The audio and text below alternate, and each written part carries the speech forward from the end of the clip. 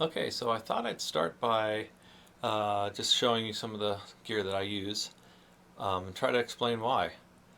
I am a believer that guitar players should have a few different guitars at their disposal because of the playing characteristics and the sound characteristics. Let me show you what I got. First up, I've got this 2008 Fender American Standard alder body maple fingerboard. Little alterations. I put on this single ply pickguard with the bridge position pickup kinked in the left-handed position, just for trying some tonal characteristics. Tried to model this after around a 58 Strat.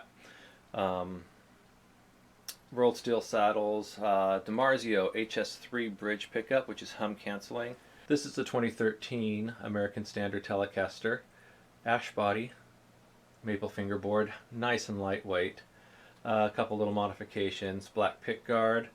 I went to what I consider an upgraded 3 compensated brass saddle bridge. These are still the stock pickups in this guy. This is a 2003 Les Paul Classic Series, 1960s classic. It's got the aged inlays. It is a mahogany body, mahogany neck, rosewood fingerboard, maple top. The pickups in this have been upgraded. This one's a unique guitar. It's got a Burstbucker 2 in the bridge, and the neck position is actually a combination of a couple different coils that I kind of got figured out, and Alnico magnet of some sort. Reset it up with 4 conductor wiring so that pickup can be used in single coil, series, and parallel modes.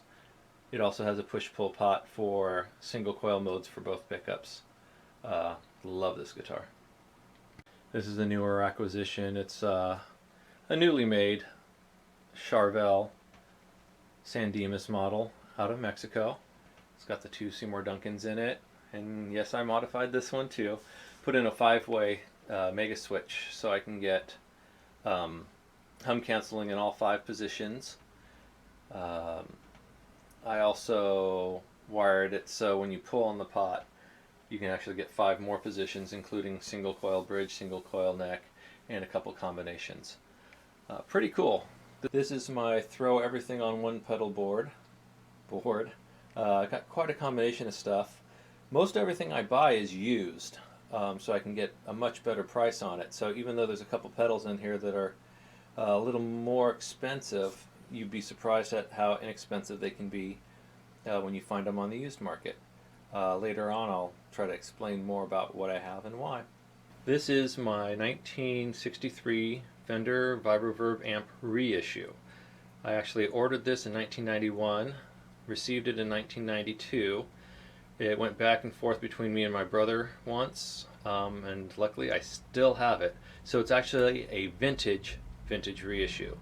This is my oldest piece of gear, the one that I've had the longest. And this is a Marshall Origin 50 112 combo.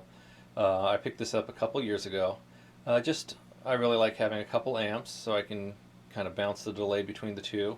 Has a little bit different tone. Both amps are actually quite good as pedal platform amplifiers. I've got some pedals that sound better through the Marshall, some that sound better through the Fender.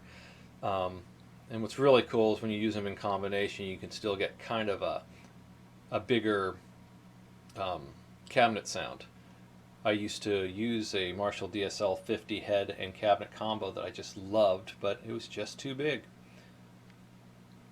Okay, and so that is most of what I have in a nutshell. And in videos to come, I'll kind of break things down and let you hear them and kind of explain why I chose that instrument.